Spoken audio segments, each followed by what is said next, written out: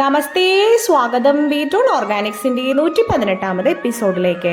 നല്ല ഭംഗിയുള്ള ഒരു വലയ്ക്കുള്ളിൽ പൊതിഞ്ഞു വെച്ചിരിക്കണ ഒരു ചെറുനെല്ലിക്ക വലുപ്പത്തിലുള്ള ഒരു മുണ്ടാമുണ്ടിക്കായ പോലുള്ള ഒരു പഴം കണ്ടോ? ഇത് ഞങ്ങളുടെ നാട്ടിലൊക്കെ ഇതിനെ പറയുക ചവിട്ടാമുട്ടിപ്പഴം എന്നാണ് കേട്ടോ. പക്ഷെ ഇതിന് വേറെ പേരുണ്ട്.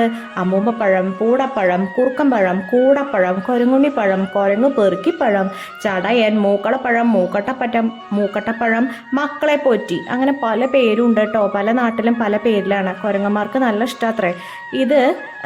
ആദ്യം പച്ചയാവും കേട്ടോ ഈ കായ, ആ വലയുടെ ഉള്ളിലുള്ളത്. പിന്നെ മഞ്ഞവും, പിന്നെ നല്ലോണം പഴുത്ത ഓറഞ്ചാവും. പക്ഷെ ഭംഗി കണ്ടിട്ട് തൊട്ടാൽ ചിലപ്പോൾ നാറുട്ടോ കൈയൊക്കെ. അതുകൊണ്ട് ഇതിനെ പറയുന്ന പേരാണ് സ്റ്റിങ്കിങ് പാഷൻ ഫ്രൂട്ട് എന്ന്. അതുകൊണ്ട് അതാണ് ഇംഗ്ലീഷിൽ.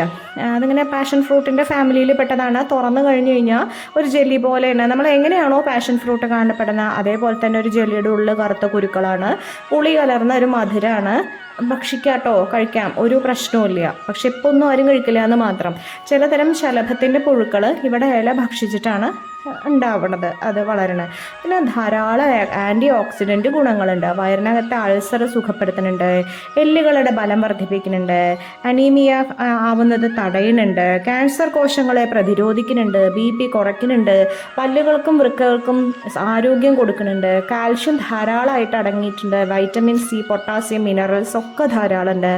ആസ്മ, ഹിസ്റ്റീരിയ, അതേപോലെ ത്വക്ക് രോഗങ്ങൾ, ഇതിനൊക്കെ ഇതിൻ്റെ ഇലകളിൽ നിന്നുണ്ടാക്കുന്ന ഒരു ഔഷധം സഹായിക്കുന്നുണ്ട് കേട്ടോ. ചെടി സമൂലം തിളപ്പിച്ചിട്ട് ആ വെള്ളം കുടിക്കുന്നത് കുട്ടികളുടെ കൃമിശല്യമൊക്കെ അകറ്റാൻ അസലാണ്. അതേപോലെ ഇലയും തണ്ടും പിഴിഞ്ഞെടുത്തിട്ട് നീര് സ്ത്രീകളുടെ വന്ധ്യതയ്ക്ക് ബെസ്റ്റ് പരിഹാരമാണ് അത്ര കേട്ടോ. അതേപോലെ ഇലയുടെ നീര് മുറിവിന്, എങ്ങനത്തെ മുറിവിനെ ചോദിച്ചു കഴിഞ്ഞാൽ അണലി, അതേപോലെ നമ്മൾ പറയുന്ന വട്ടക്കൂറ എന്നൊക്കെ ഞങ്ങളുടെ നാട്ടിൽ പറയും, അത്തരത്തിലുള്ള പാമ്പൊക്കെ കടിച്ച് പൊളിക്കും. ആ പൊളിച്ചു കഴിഞ്ഞാൽ പിന്നെ ആ വിഷം ഇറങ്ങിക്കഴിഞ്ഞാലും ആ മുറിവ് ഭേദമാവാൻ നല്ല ബുദ്ധിമുട്ടാണ്. അത്തരത്തിലുള്ള പാമ്പ് കടിയുടെ മുറിവിന് ശേഷം ആ മുറിവ് ഉണങ്ങാൻ വേണ്ടിയിട്ടാണ് ഏറ്റവും ബെസ്റ്റ് പറയുന്നത് കേട്ടോ. വേദന സംഹാരിയാണ്, ചുമയ്ക്ക് മാറ്റം ഉണ്ടാവും, വിരശല്യം കുറയും, ക്ഷയം, ദഹന പ്രശ്നങ്ങൾ, ഇത് പല ഹോമിയോ മരുന്നുകളിലെ ഇൻഗ്രീഡിയൻസ് ആണ് കേട്ടോ. പൊള്ളലിന് ഇതിൻ്റെ വേര് അരച്ച് പുരട്ടുന്നുണ്ട്, ഹൃദയാരോഗ്യം, അതേപോലെ രക്തത്തിലെ പഞ്ചസാരയുടെ അളവ് കുറയ്ക്കുന്നുണ്ട്. അതുകൊണ്ട് പ്രമേഹ രോഗികൾക്ക് ധൈര്യമായിട്ട് കഴിക്കാം കേട്ടോ.